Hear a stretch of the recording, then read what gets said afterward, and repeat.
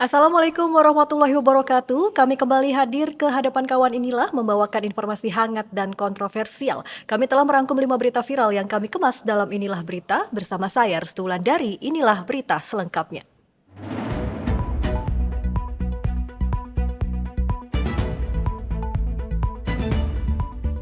Informasi pertama, kami menyoroti debat Capres ketiga yang kembali berlangsung panas. Perseteruan Capres nomor urut 2 Prabowo Subianto dan Capres nomor urut 1 Anies Baswedan mengenai etika ternyata berlanjut ke ruang debat Capres yang digelar di Istora Senayan, Jakarta, Minggu malam. Rupanya emosi Prabowo terpancing setelah Anies menganggap ia tidak peduli dengan etika. Pasalnya Prabowo yang juga Menteri Pertahanan ini tetap menggait Gibran Rakabuming Raka sebagai cawapresnya meskipun pencalonannya dinilai melanggar etika. Pernyataan Anies itu langsung ditanggapi panas Prabowo. Prabowo menegaskan Anies tidak berhak bicara soal etik sebab mantan Gubernur DKI Jakarta itu menurut Prabowo tidak memberikan contoh yang baik soal etik. Dan berikut debat panas Anies dan Prabowo soal etik selengkapnya. Jadi, saudara-saudara, semua data yang saudara ungkapkan itu keliru semua. Jadi saya bersedia kita duduk, kita buka-bukaan, ya. Mau bicara food estate, mau bicara PT Teknologi Militer Indonesia, kita buka, iya kan? Jadi di mana masalahnya? Nah, saudara bicara etik-etik, ya kan? Saya tuh keberatan karena saya menilai, maaf ya, karena Anda desak saya terus terang aja saya menilai Anda tidak pantas bicara soal etik. Itu saja. Saya merasa bahwa Anda itu posturing, ya. Anda tuh menyesatkan. Itu aja, ya. Saya boleh berpendapat kan? Saya menilai Anda tidak berhak bicara soal etik karena Anda memberi contoh yang tidak baik soal etik. Terima kasih. Mohon tenang. Oke. Duh, etik lagi ya. Gimana nih menurut kawan inilah siapa kira-kira yang tidak punya etika di sini? Tulis di kolom komentar ya. Berita kedua masih dari debat Capres ketiga, Ganjar Pranowo dan Anies Baswedan kompak memberikan nilai sangat rendah untuk kinerja Kementerian Pertahanan di bawah pimpinan Prabowo Subianto. Ganjar memberikan nilai 5 kepada Prabowo. Nilai 5 itu diberikan Ganjar ketika menjawab pertanyaan dari Anies terkait penilaian Ganjar terhadap kinerja Kementerian Pertahanan setelah pernah memberikan nilai 5 soal penegakan hukum di Indonesia.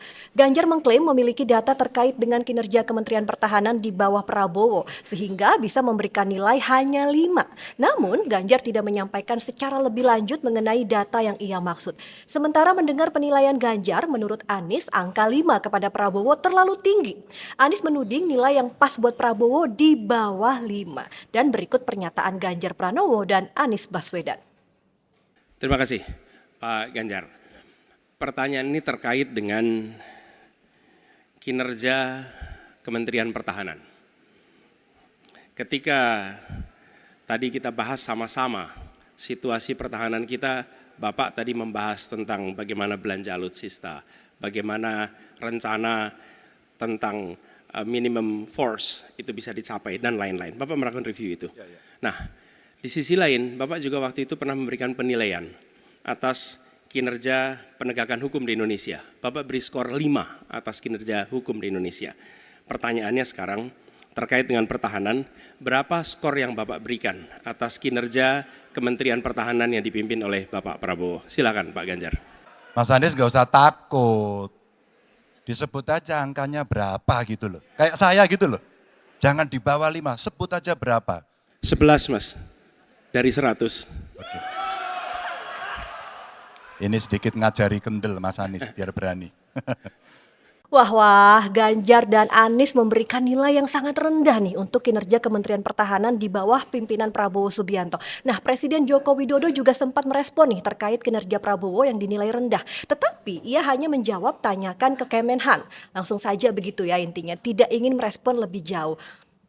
Kalau menurut kawan inilah berapa nih nilai yang pantas untuk kinerja Kementerian Pertahanan di bawah pimpinan Prabowo Subianto sebagai menterinya? Tulis di kolom komentar ya.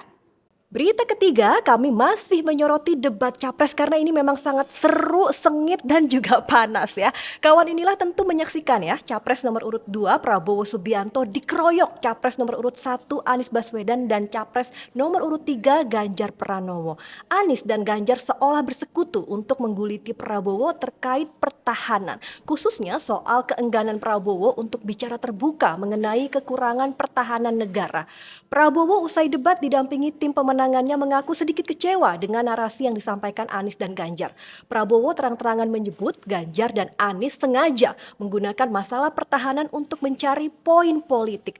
Padahal menurut Prabowo pembicaraan soal pertahanan adalah sesuatu yang bersifat rahasia.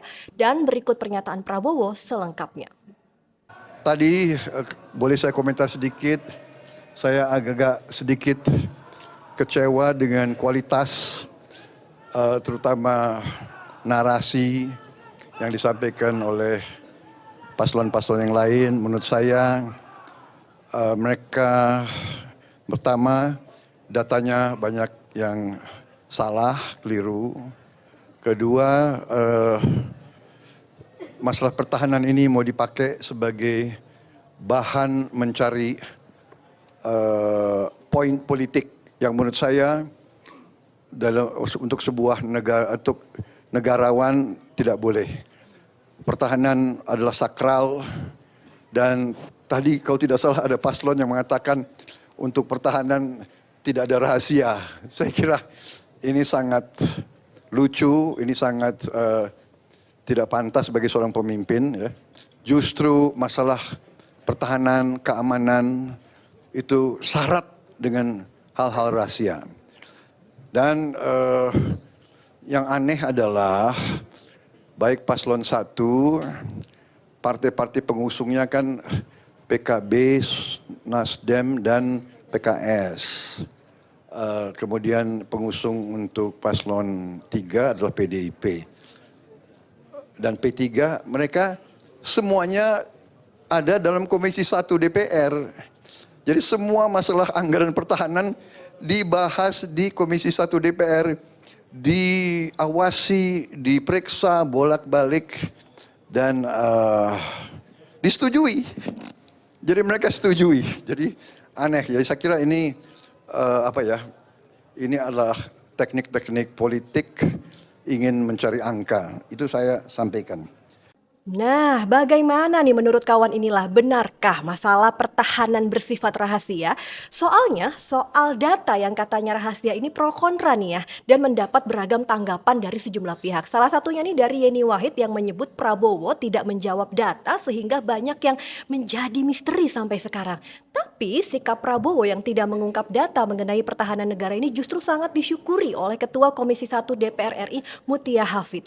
Mutia bersyukur karena Prabowo tidak terpancing untuk membuka data pertahanan negara saat dicecar capres lain. Sama seperti Prabowo, menurutnya data pertahanan tidak bisa sembarangan dibuka, apalagi di debat disaksikan seluruh dunia, karena jika dibicarakan di publik maka sama saja membuka rahasia pertahanan kita ke negara lain. Gimana nih menurut kawan inilah? Kita sampai ke berita keempat, hubungan panas antara Prabowo Subianto dan Anies Baswedan berlanjut dengan keengganan Prabowo menyalami Anies usai debat capres di Istora Senayan, Jakarta Minggu malam.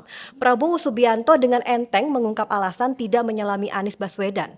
Prabowo mengatakan ia tidak menyalami Anies karena tak dihampiri dan seharusnya Anies yang menghampirinya karena ia lebih tua.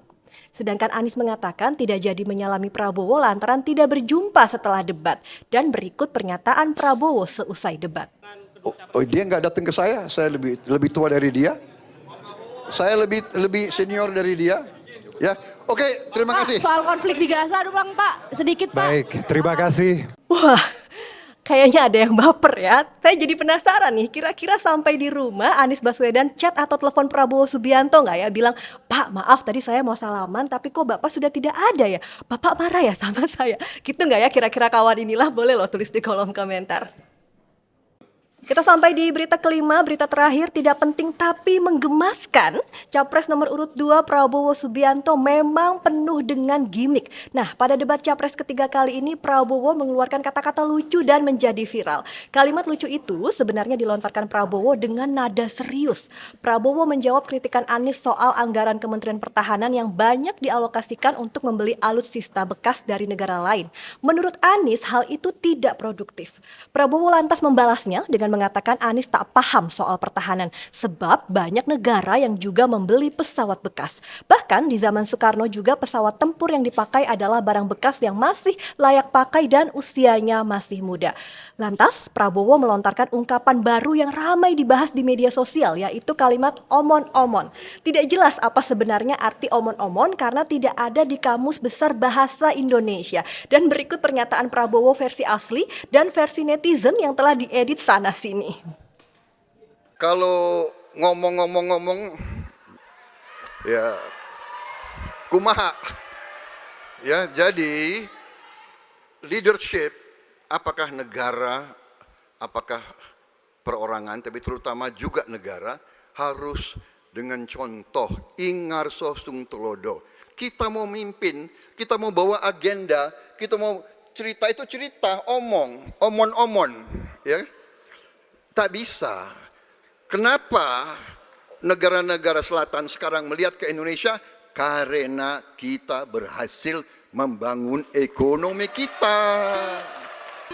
Jadi tidak hanya omon-omon-omon, kerjanya omon saja, nggak bisa, tidak bisa. Baik. Waktu habis, Ingarso Pak sung Prabowo, tulodo. waktu habis. Lucu juga ya omon-omon. Mungkin ini bahasa halusnya, maaf ya, maaf nih, maaf banget. Mungkin bahasa halusnya gini, jangan banyak bacot gitu kali ya. Gitu gak sih kira-kira kawan inilah. Oke, baik, demikian inilah berita kali ini. Jangan lewatkan inilah berita berikutnya tentunya dengan informasi yang lebih menarik dan kontroversial. Dan jangan lupa juga untuk like, komen, dan subscribe ya kawan ya. Dapatkan juga informasi lengkap seputar pemilihan umum di kanal pemilu.inilah.com. Saya Restulan dari sampai jumpa dan wassalamualaikum warahmatullahi wabarakatuh.